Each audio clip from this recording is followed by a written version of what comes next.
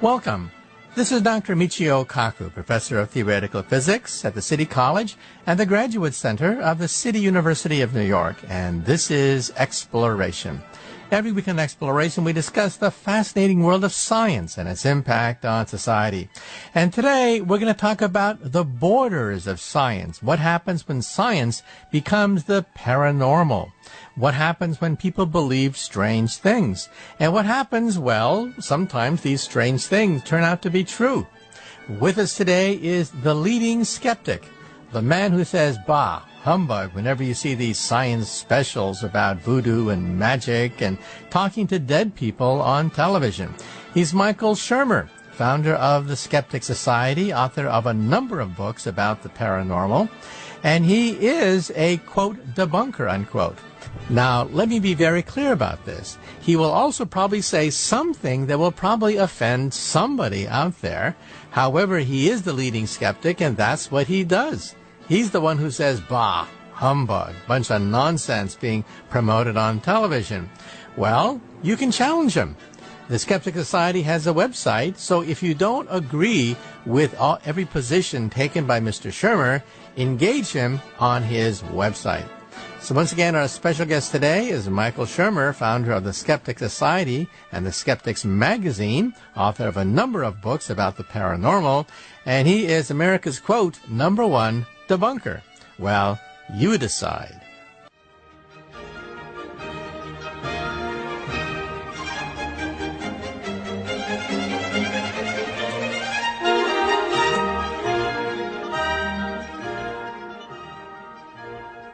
And now I'd like to introduce our special guest for today. He's Dr. Michael Shermer. He's a regular columnist for Scientific Magazine. He's also the publisher of Sceptic Magazine and a founder and director of the International Sceptic Society. So today we are going to be talking about, well, conspiracy theories and stuff you see on television, and also the controversy around evolution. We'll be talking about 9/11 conspiracies. Was the World Trade Center brought down by a conspiracy originating in the United States? And for that matter, how do they do those TV shows that you sometimes see where somebody claims to talk to dead people and spirits? And also, what about the controversy concerning Charles Darwin? The controversy does not exist in Europe, and many Europeans are rather amused that the American people seem to be gripped with this crisis over evolution theory. So once again, we're talking to Dr. Michael Shermer, author of the new book, Why Darwin Matters. The first question for you, Dr. Shermer, is explain to us the skeptics movement. Well, we started the Sceptic Society and Sceptic Magazine in 1992, but there's been for half a century a skeptical movement that was kind of begun by Martin Gardner and James Randi and others when the whole business about Uri Geller and the spoon-bending psychic stuff was picking up steam in the 70s. That's when the modern skeptical movement really took off.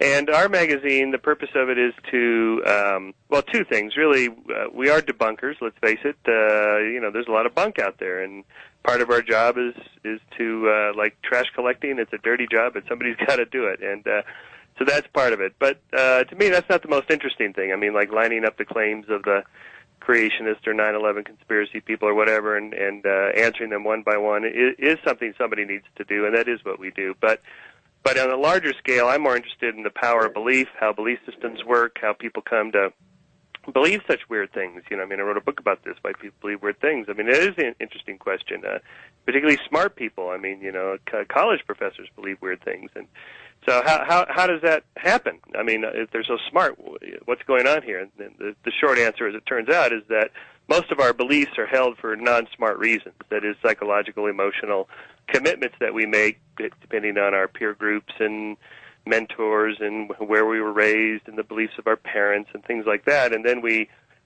back up into the beliefs using rational arguments to justify them after we already hold those beliefs. And so that's something I've learned in this job.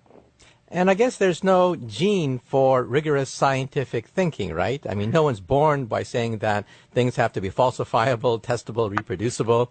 We humans sort of like grab on to anything that comes along sometimes, right? Yeah, that's right. We're not natural-born scientists, although we are natural-born causal seekers. I mean, we're pattern-seeking animals. We look to connect the dots A to B to C, and in the natural environment, often those dots are really connected. They really are causally connected, and we're good enough at it to be able to survive and have evolved to where we are now. But the problem is that we make a lot of false positives, these so-called type 1 errors, in which we assume something is real when it's not. And generally, it doesn't cost you anything. It doesn't take you out of the gene pool, and to assume that there's something there that isn't, like, let's say, if I spin 3 times to the left, it'll bring on the rain or be good for fertility or something like this. That doesn't cost me anything. It's not going to take me out of the gene pool. So we've inherited the capacity for superstition and magical thinking. And then it's only one small step from that to also assuming that other agents have intentionality. That is, agents like other animals, other people, other animals. You don't have time on the plains of the savannas of Africa to calculate whether that cheetah or that lion is interested in you or not. The safest thing to do is just always assume he has intention, and the intentions are bad, and so run like hell. And so if all agents have intention, which is an easy assumption to make, then it's a small step to assuming so does the inanimate world. Planets, rocks, trees, the lightning, clouds, they all have intention too. And something with intention is an agent, a being, a god, if you will. So there you see how we get from animism to polytheism to monotheism. That is, we assume that there's some causal agent in the universe at work, and that today we call God, but other people in other times call it something else.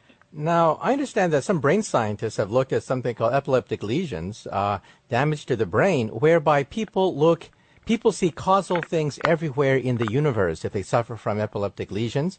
If it rains, it's because they did something bad the other day. It's a punishment. Almost anything around them has some kind of supernatural causal basis to it. And this can actually be induced artificially, I understand. Yeah, this is the work of several scientists. Ramachandran at UC San Diego does stuff on temporal lobe seizures and how that generates incredibly intense religious experiences, including the hearing of voices and whatnot. There's a guy named Michael Persinger at Laurentian University who I went and did this. He puts this helmet on your head and bombards your temporal lobes with electromagnetic patterns, waves of patterns, and he's able to generate very, very mild, out-of-body experiences and the sense presence in the room. You're in this little isolation room that's completely quiet, and so by doing that, he hopes to try to replicate how it is that some people have these remarkable experiences. But I don't think that explains why people believe in God, because the average person who says they believe in God, 92% of Americans say they believe in God. Most of them don't hear voices. They're not talking to angels. They're not sensing aliens or angels coming into their room and nothing like that. They believe because they were raised to believe. They were raised in a Christian culture. Most of their parents are religious, and that's why most people believe. It has to do with psychology and culture more than anything else. And also, you said it doesn't take you out of the gene pool to believe in these things, but doesn't it actually strengthens your chance of survival to complete the dots? I mean, if you think you see a tiger in the forest, you complete the dots and you say, oh, there's a tiger there, right? Yeah, that's right. But 9 times out of 10, there's no tiger. Yeah. There's no face on Mars. There's no Donald Duck in the clouds in the sky.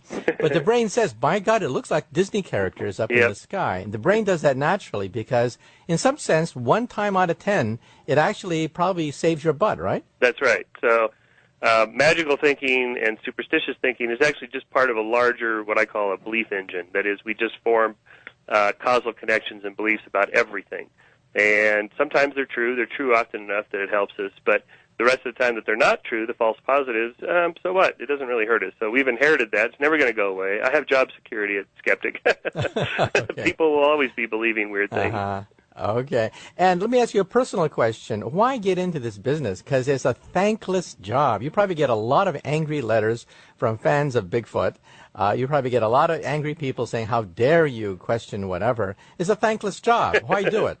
Well, I do get some of those letters, but I get far more letters thanking me from scientists in particular who appreciate what we do on the fringes of science there and defending science and science education. And, it's like it's like they don't have time to do it. Scientists are busy doing their science, and so somebody has to do this. And also we're constructing a whole worldview, a scientific worldview, scientism, if you will. And in a sense, it's not an all-encompassing thing, but it does attempt to give some spiritual meaning to people's lives who don't believe in God. That is, I think, if spirituality is a way of being in the world in which you have a sense of awe and wonder about things bigger than you, what does that better than science? I mean, a Hubble Space Telescope photograph of the expanding galaxies and all that, wow, that's just incredibly awe-inspiring. So that's another thing that we do, is to try to be there for people as a resource that, hey, there's other people out here who embrace this scientific worldview. Okay, well, let's get right into some of the things that you've been talking about. I understand that you were quite busy talking about 9/11 conspiracies which are all over the web, but very rarely see the light of close scrutiny because they are on the web. So let's talk about some of these 9/11 conspiracies. Some people claim that there were explosives that brought down the World Trade Center because it seemed to be very systematically planned.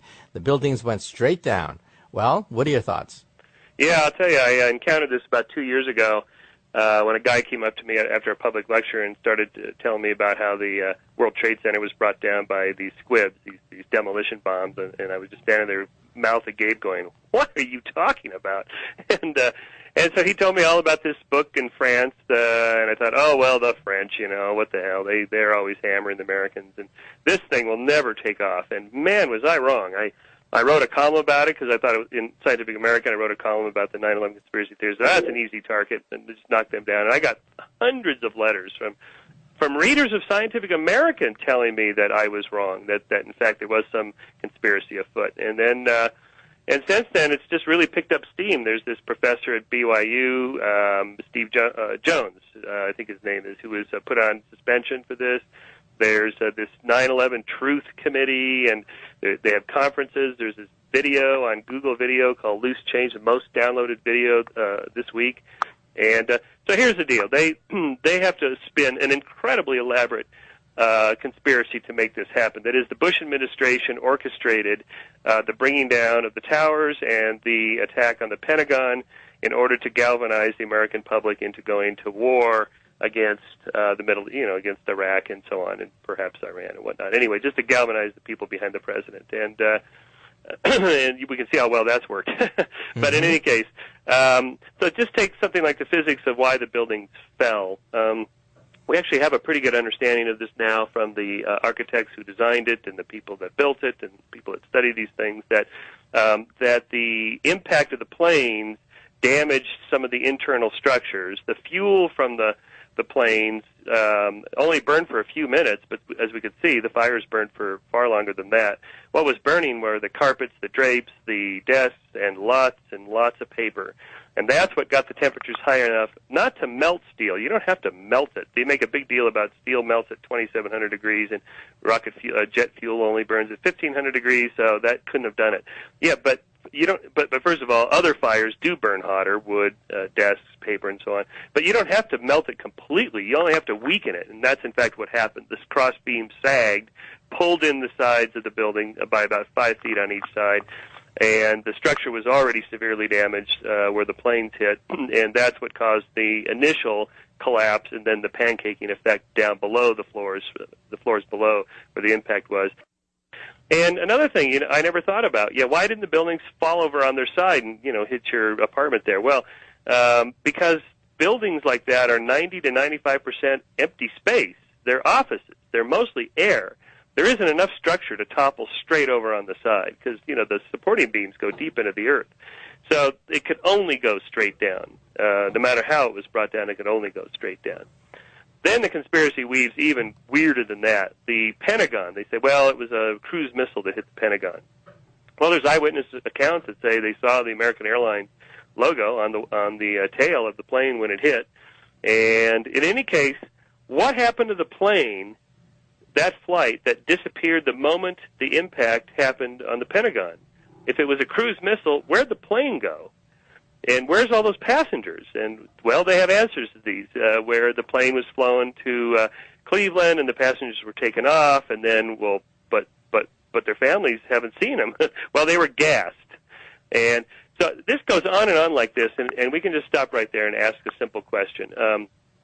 How could all those people that would have had to be involved in this conspiracy, hundreds, maybe thousands of people that have to be in on the planning of the bombs, the gassing of the passengers, the bringing down of the planes, and so on, not one of them is going to talk. Not one of them wants to go on Larry King Live to say, have I got the story of the century for you, Larry? Not one of them wants to write a best-selling book. I mean, we know that people can't keep their mouths shut. Look at all the government insiders that have come forth just since the invasion of Iraq who quit and wrote. Now they're writing books. They're appearing on talk shows or on the lecture circuit. They can't wait to spill the beans about a little bit of inside dirt. Imagine if somebody actually had the inside scoop on the conspiracy of the century. There's no way they could keep their mouth shut. Now, I live just a few blocks. I used to live just a few blocks from the World Trade Center. And, of course, you don't want the buildings to topple over on their side, because that would wipe out not just Wall Street, but most of lower Manhattan, and create a catastrophe much worse than the destruction of the Empire State Building. So the designers, in some sense, had that in mind. They designed a building that wouldn't topple over, that was designed to withstand an impact of a small jet airplane. But, of course, now we have jumbo jets totally loaded with jet fuel. But what about the arguments of this physics professor, Steve Jones? People say, well, he's a physics professor, so he must know something. But what are your thoughts? I don't know what the deal is with that. I mean, it's like, what? Why would an academic have any more inside information on why buildings fall? I mean, why buildings fall is a very specialized field. I mean, there's hardly anybody that knows much about it. It's the people that do it.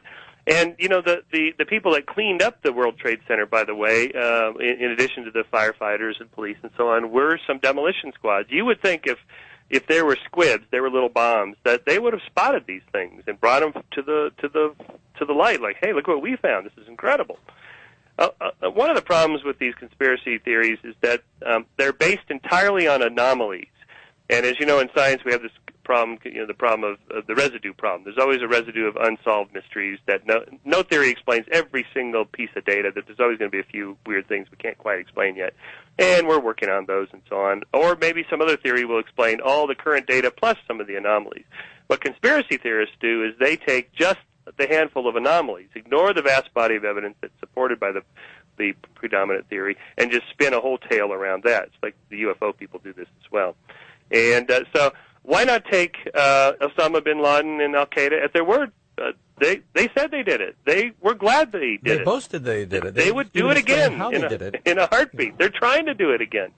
So, I mean, right there, that's pretty obvious what's going on. And in any case, the idea that the Bush administration, I mean, even people that can't stand Bush think this idea is idiotic. At its core is the idea that the people that don't like Bush, that Bush is the most incompetent boob to ever be in the White House. And at the same time, he's managed to pull off the most incredible conspiracy of all time. He is so competent. Well, you can't have it both ways. Okay. Let's move on to some other topics, because your organization, of course, handles everything. What about those people on television at night getting a lot of response that say they can talk to dead people? And it's quite dramatic. You see them out there in front of an audience, and afterwards they're tears and crying and sobbing as the family members say, yes, yes, yes. We thank you so much. You have given us insight into our dearly beloved who just passed away. Yeah. Well, what are your thoughts about talking to dead people? Right. Well, it turns out anybody can talk to dead people. It's getting the dead people to talk back that's the hard part. I see. And that's all they're doing, really. Really, it's a show.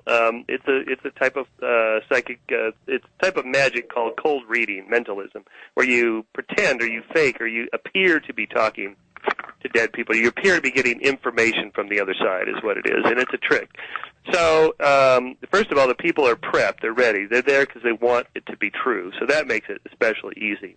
Then you don't have to get a lot of hits. In fact, you only need to get about 1 out of 10 statements. We've done a lot of studies on these. In the course of a 1 hour reading, half hour reading, whatever, the psychic will say hundreds of things, 200 to 300 different comments and questions. And if they only get, say, half a dozen to a dozen right, the person going away is completely convinced. They'll come away and go, that's unbelievable. He got the name of my uncle, George, who passed over. Yeah, but if you actually look at the tape, he went through half a dozen to a dozen names before he got to George, or he didn't even say George. He said, I'm getting some sort of a father figure. Who is this, please? And then the person will say, oh, that's my uncle, George. He passed over. And then the guy will come back and say, like 10 minutes later, go, no, I'm getting somebody here. Don't tell me his name. It feels like an uncle. Is his name George? And the person will fall over just completely shocked that the psychic was able to get this. But in fact, he didn't get it. They gave it to him.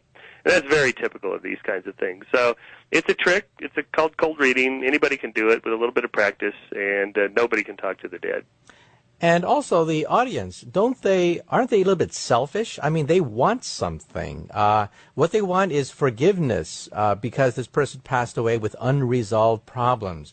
And they want that reassuring statement that from on heaven, these people forgive you. And that's why they break down and sob. Yes. So isn't it, the audience, aren't they in some sense an unconscious partner in this whole thing, in the sense that they want something? They want forgiveness. Yep. Right. There's unsolved. Actually, if you do these things, I've done a couple of readings for TV shows and stuff. I always say something like that. There's some unfinished business here, isn't there? And the people, they cry, oh, yes, that's right, I wanted to tell him that I loved him. Something like that. Or, I wrecked his car, I owe him money. I want forgiveness for sin. Something like that. But even more so, it's just sort of odd that if the dead really wanted to talk to us, why would they come up with the most inane things like he's telling me something about a red dress, or he's giving me his name. His name? He already knows his name. She knows his name. Can't we move on to something a little more important about the unfinished business? There are always these trivial little things, and that tells us that it's phony. And also, if you can really talk to the dead and understand their secrets, you would know where buried treasure is located. You know where all sorts of riches and wealth can be found. I always ask these guys, tell me where, talk to Jimmy Hoffa and ask him where his body is. Where's the body, Jimmy? Because he would know, right? I suppose he would know, right? I would hope so. Okay, well, moving on. Your organization, of course, talks about a lot of things, so let's quickly just do a few things, like Bigfoot or Bermuda Triangle. Quickly, what does your organization say about those people who think there really is something to Bigfoot? Or well, in this case, it's not impossible. There might be, a bipedal hominid roaming the hinterlands of the northeastern, northwestern United States. Who knows? But in biology, in order to name a new species, you have to have a type specimen, a holotype, a specimen that can be photographed, dissected, passed around, put in a museum, studied by other scientists. That's how you name a new species. You can't just do it based on blurry photographs and grainy videos and anecdotes about weird things that go bump in the night. That doesn't constitute naming a new species, discovering a new species. So what I say to them is, show me the body. And until then, it's reasonable to be skeptical. And also the famous videotape of Bigfoot walking away from the camera. Yeah. There's a man who claims that he is that man in the monkey suit. Guy in the ape suit, yeah. And he claims how he did it. He goes into quite a bit of detail. He knew the people who first surfaced with the tape. He was good friends with them. And he says that the three of them went into the forest, and he was basically afraid that some hunter would kill him because he was running around in a monkey suit. And that's why they, of course, didn't have that much footage of him, because he didn't want to be shot at. Yep, that's right. Well, sometimes people claim hoaxes, they don't actually do them. But I think it's possible in that case he actually did. It certainly does look like a guy in an ape suit, clearly. But, there's no smoking gun. No one's turned up the actual ape suit yet. So we'll see. And what about the Bermuda Triangle? Well, there you have an effect where all these wrecks allegedly happens to be the area where there's probably the most shipping traffic in the world and the worst storms and hurricanes in the world. So just by that alone, you're going to get a lot of unusual seafaring accidents and things like that. If you control for the baseline of how many accidents you would expect for that amount of traffic and that kind of weather, it turns out nothing unusual happens.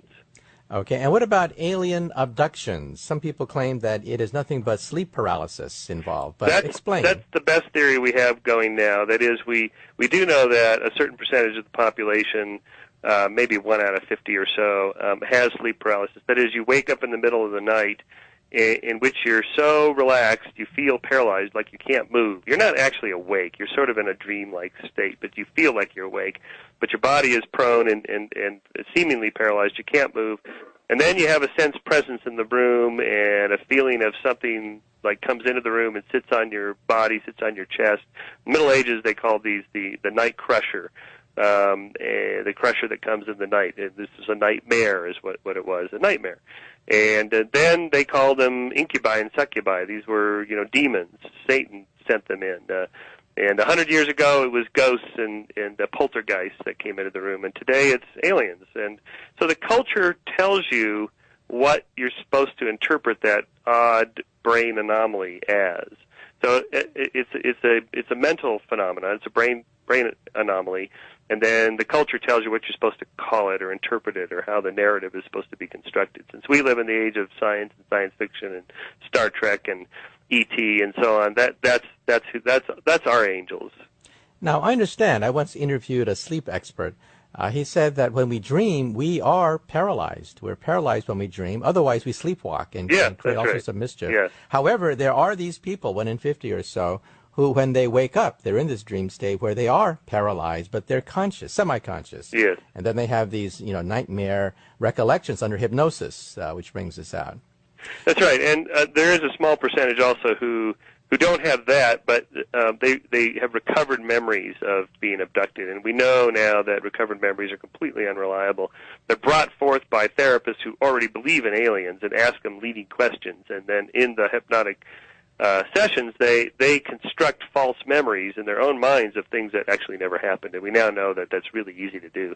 And isn't that how people say that if you get hypnotized, you can go back to the days of Julius Caesar, and why people claim that they are actually Mark Antony or Cleopatra reincarnated? Because the therapist evokes images of ancient Egypt and the movie Cleopatra. That's right. Why is it that no one, with reincarnation, no one ever comes back and says, well, I was a shoe shiner. Or mass murderer. Yeah, mass murderer. I was a grave digger. I was a nobody. I didn't do anything. You're always Cleopatra. Yeah, right? It's always something kind of sexy and cool. Right. Okay, let's now move on to the subject of your book tour. You must be on a very grueling book tour right now. Yeah, doing the West Coast, the next month the East Coast, basically just giving lectures and doing media interviews on why Darwin matters.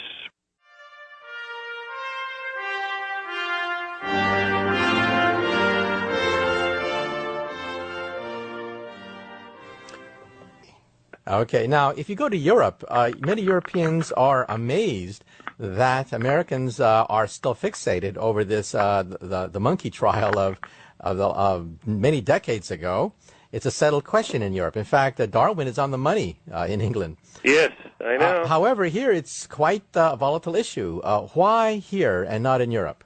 Well, in part because we have separation of church and state, and that drives churches to be much more aggressive in their pursuit of their religion. And the kind of religion practiced here tends to be more fundamentalist, more literalist in its interpretation. Now, mind you, this is they're still a minority, but they're a vocal minority, and they're a vocal minority that have money and therefore some political clout. So they're a lot more vocal than they actually are powerful, but nevertheless, they're there. And so the 4 strategies they've developed since the Scopes trial. The first strategy was banning the teaching of evolution, and that resulted in the Scopes trial. The second strategy in the 60s, after Sputnik and the reintroduction of science into and Darwin into public school classrooms, brought forth demands for equal time for Darwin and Genesis, and they lost all those battles on First Amendment grounds. Third strategy, 70s and 80s, was to demand equal time for evolution science and creation science. They just put a hyphen and stuck the word on the end as if that makes it science. And they lost those battles, including all the way to the U.S. Supreme Court in 1987, where the 9 justices voted 7-2 to uphold the Louisiana ban on equal time laws, and that killed creationism once and for all, or so I thought. But as it goes, creationism keeps evolving and mutating in new species, which it's not supposed to be able to do. And in the 1990s arose this intelligent design movement, which is not your father's creationism. It's much more sophisticated. It's done by guys with PhDs, some of whom actually have academic jobs, and they write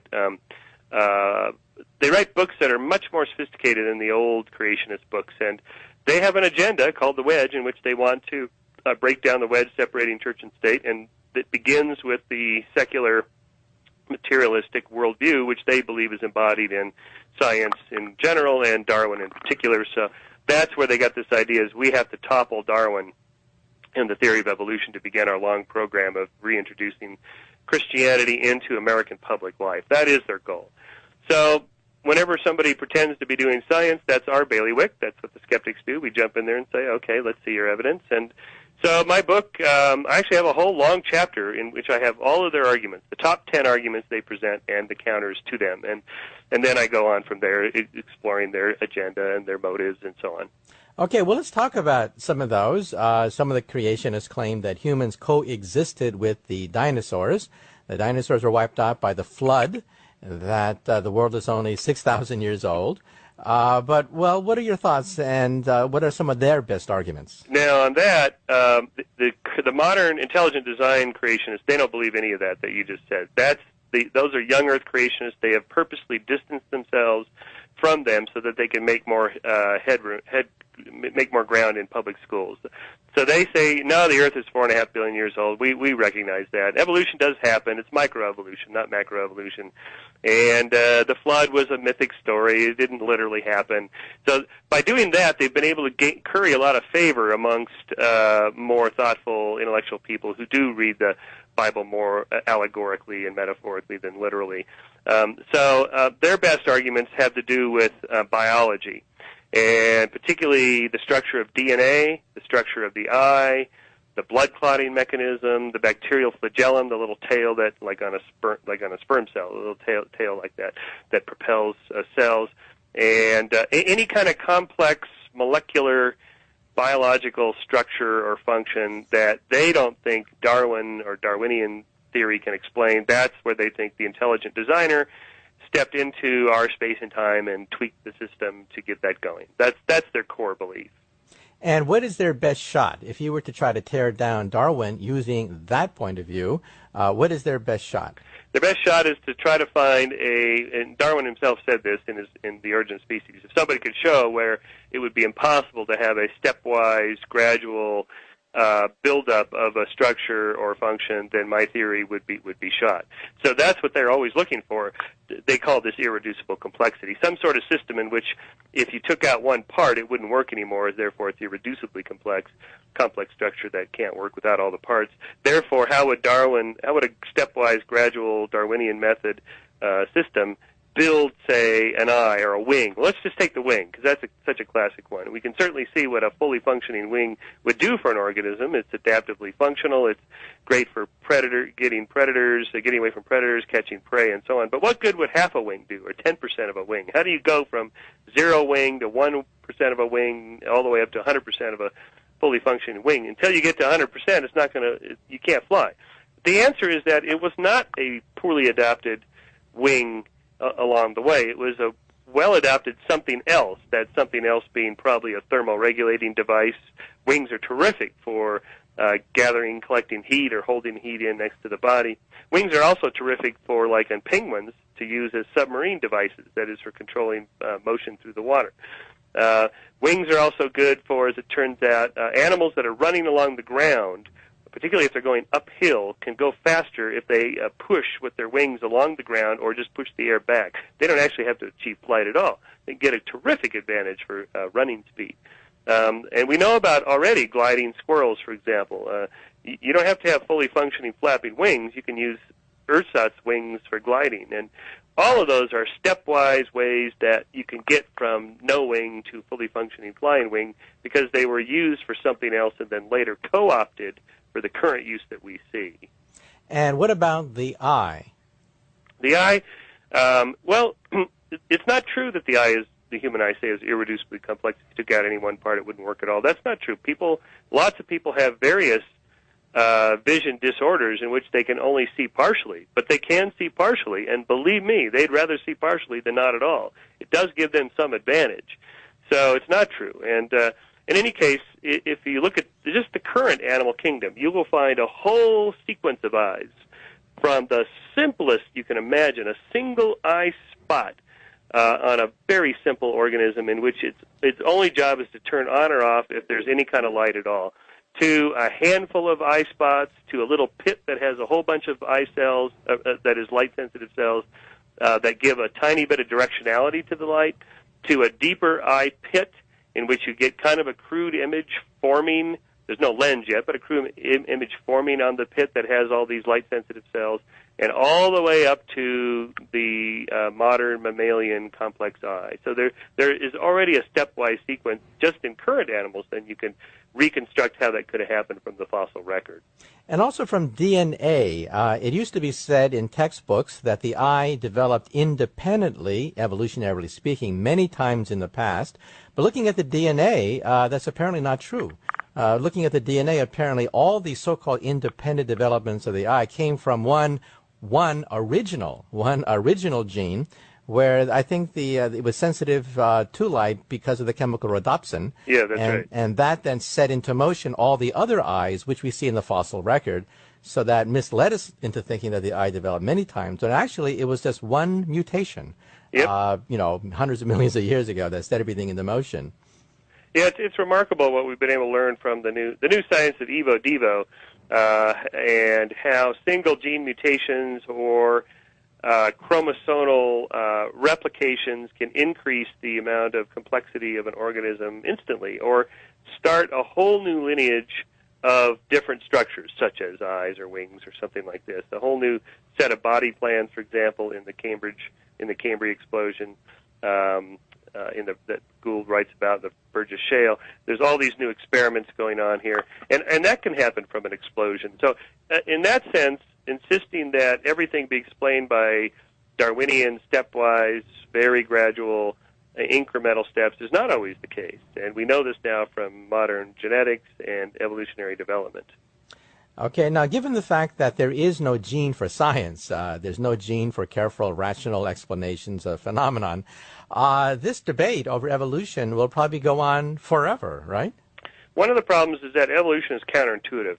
You know, we evolved in what Richard Dawkins calls middle land. That is, we're a middle-sized creature evolving in the plains of Africa with other middle-sized creatures like lions and tigers and gazelles and trees and so anything that's like at the quantum level, atomic level, the galactic cosmological level, these things, we have no experience in our evolutionary history. Our senses aren't designed to perceive them. We can't conceive of them. There's nothing in our intuitive world that allows us to easily grasp them. And evolution is like that in the chronological sense. We only live a few years to a few decades. So the idea of things taking thousands of years to change or millions of years, this is why the environmental movement has a hard time getting people motivated about, what's going to happen in the next 1,000 years or 10,000 years. Who cares? I'm worried about next weekend. I can't really conceive of what 1,000 years is in terms of my lifetime, or 10,000 years or a million years. So evolution doesn't fit nicely into something that we're used to, whereas design does. We are familiar with lots of designed objects, and those designed objects are designed by intelligent designers called humans. And so we have vast experience with design. And I'm willing to concede the design argument on this level, that evolution itself is a designer. Wings are functionally adaptive, and that's a type of design. So let's go ahead and say, you're right, the intuition most people have that things look designed is because they are designed. The question is, who or what is the designer? And the answer is, evolution's the designer. Natural selection is the designer. It's a bottom-up tinkerer designer, not a top-down architectural planner designer, but it's a designer nonetheless.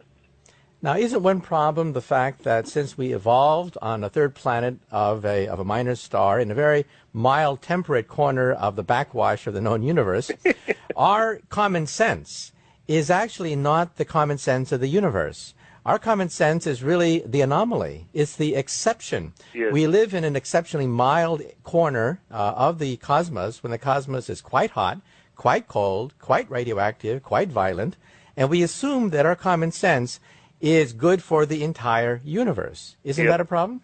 Yep, that's right. This whole idea of the fine-tunedness of the universe is so finely tuned for us. Well, not really. We're finely tuned for just one tiny bit of corner, as you say. Most of the universe is completely inhospitable to life, and that's why it's been so hard to find any life beyond our own planet. It's probably very rare. And so in that sense, it's hard to not be egocentric, to think how special we are And it takes a little bit of effort, and this is one of the things science does so well, is to show that, in fact, we are special in the sense of being rather rare, and that it was, it was not, the universe was not designed for us. It's something of a fluke, and how fortunate we should feel that we are here. Well, let's change gears a little bit now and talk about popular culture. And speaking about media again, vampires have been in the news. Vampires are quite romantic, they say. However, what are your thoughts about medieval dangers that we celebrate on Halloween coming back?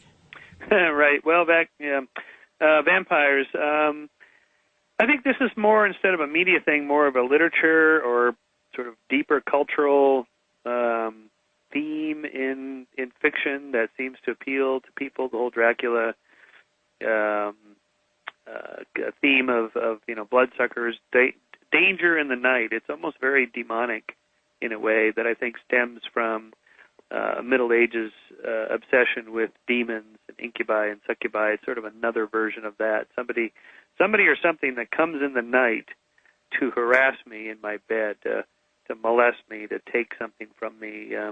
That's a very common theme that appears to have something to do with something called sleep paralysis, where you wake up in the middle of the night, often early morning hours, 2, 3, 4 a.m., 5 a.m., in which you feel like you're awake in your bed, but you can't move. You feel paralyzed, like you want to get up and leave, but you can't. And there's a sense presence in the room, like there's somebody here, and who is that? So at that point, this appears to be a brain phenomenon. At that point, our culture steps in and tells us what to call those things, how to interpret that anomalous phenomenon. And so centuries ago, it was demons and incubi and succubi, and then maybe last year it was, or last century it was like ghosts and poltergeists or something like that. Maybe Dracula's vampires, and then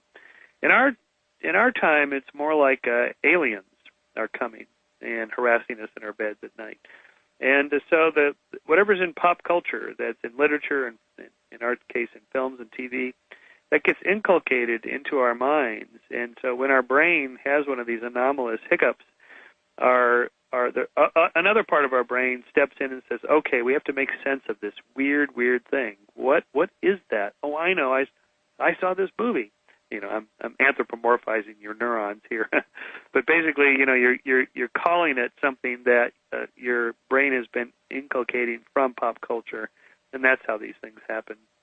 Yeah, in fact, I had two of my acquaintances who actually have sleep paralysis problems, and one of them actually thought she was going crazy having these experiences until it was finally explained to her that it's just nothing but sleep paralysis. But she told me that it's very easy then to slide into alien abductions. What are your thoughts?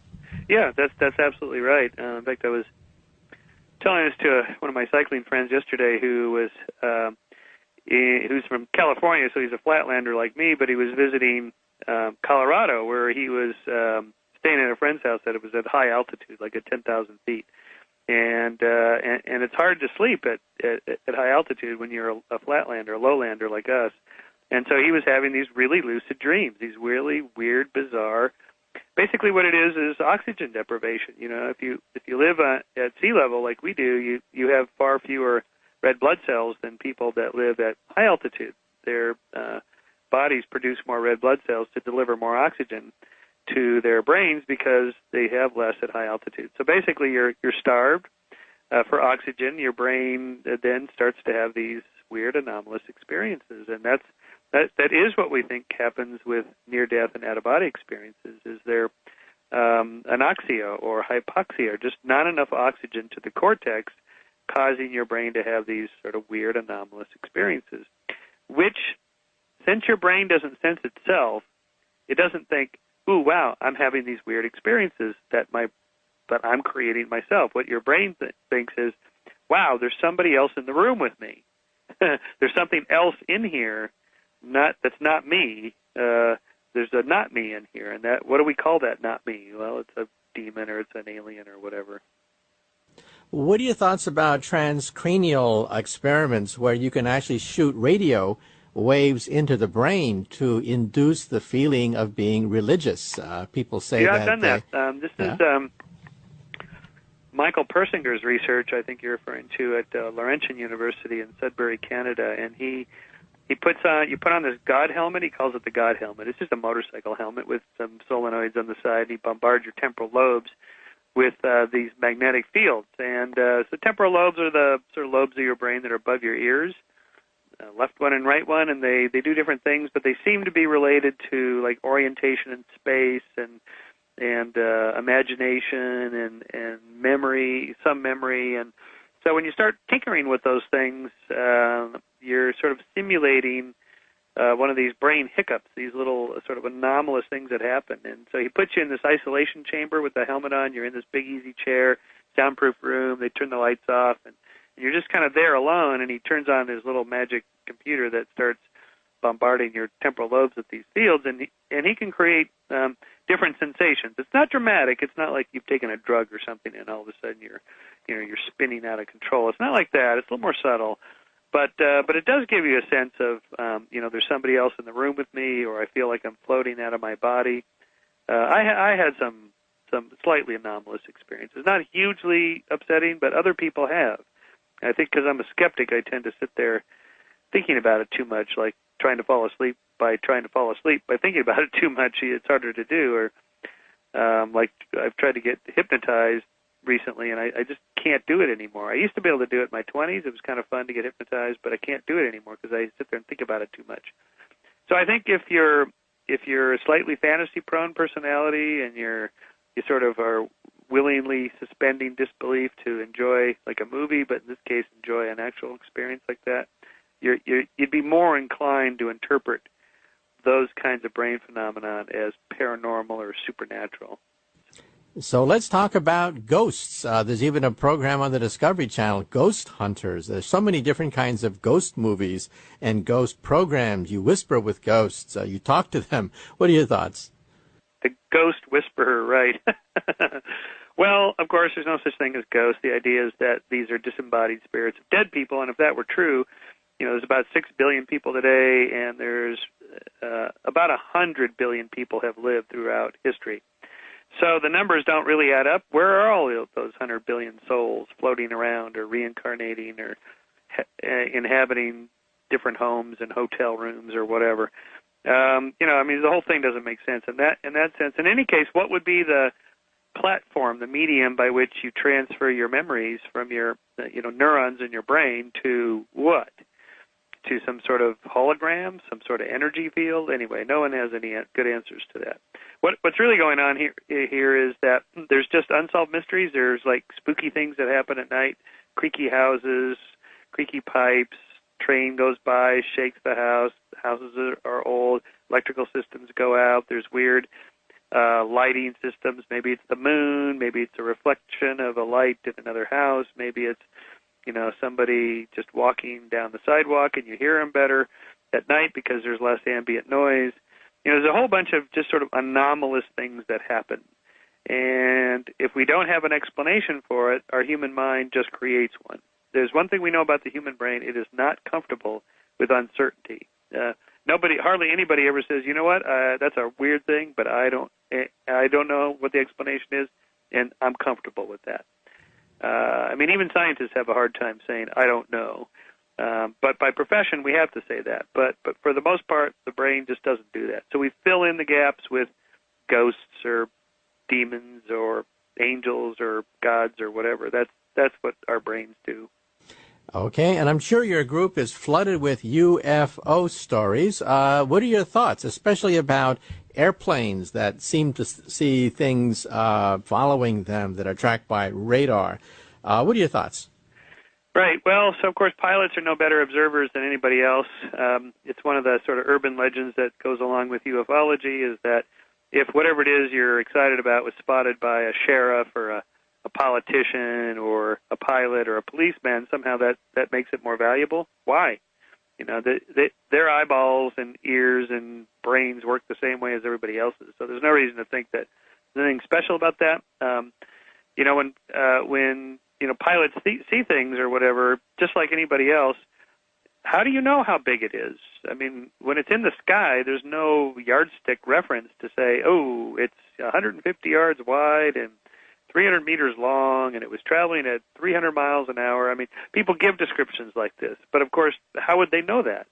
I mean, these are just complete guesstimates, and we know how bad people are as eyewitnesses in estimating those kinds of things. So, really, what it is just the brain filling stuff in, and of course, when you ask, well, you know, if only 10% of these claims are true, there would be thousands and thousands of visiting spacecraft. Where are they?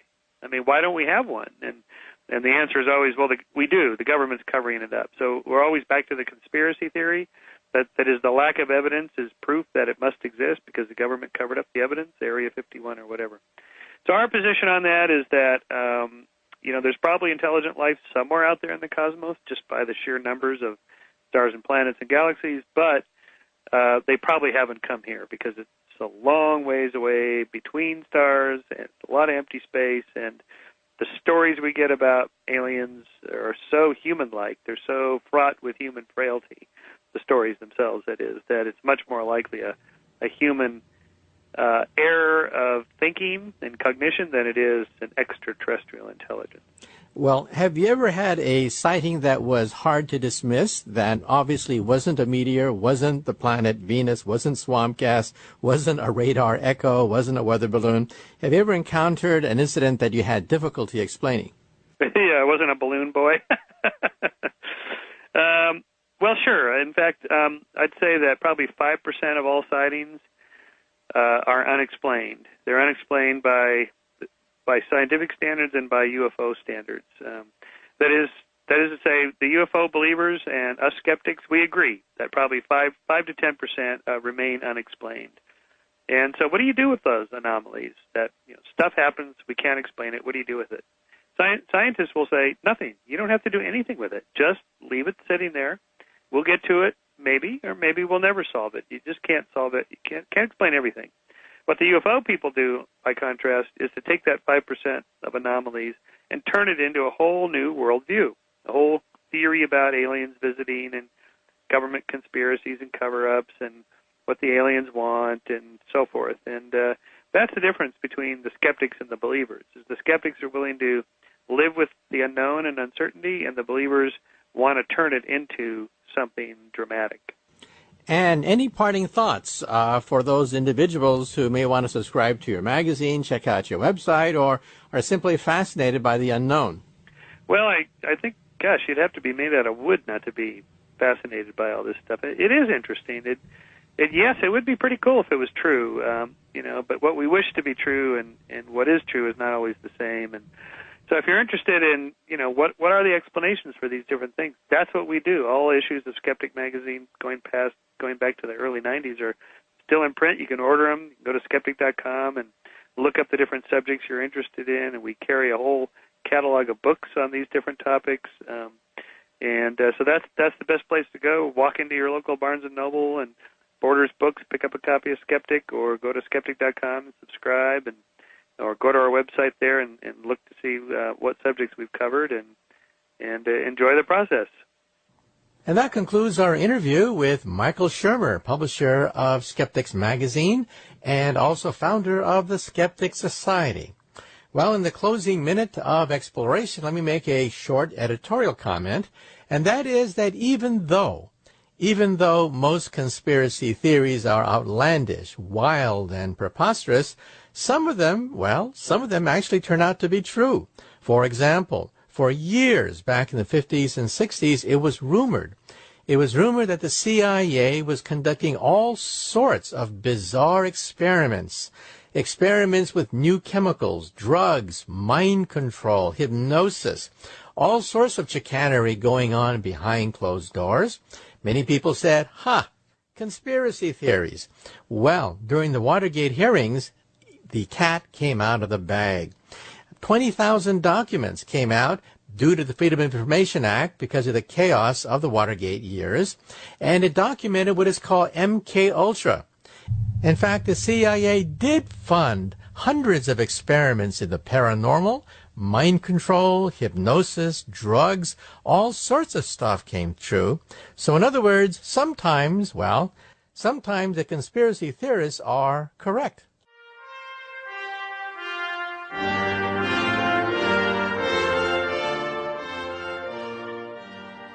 Well, unfortunately, our time is up. Once again, this is Dr. Michio Kaku, Professor of Theoretical Physics at the City College and the Graduate Center of the City University of New York. Our special guest was Michael Shermer, founder of the Sceptic Society. Good day for exploration.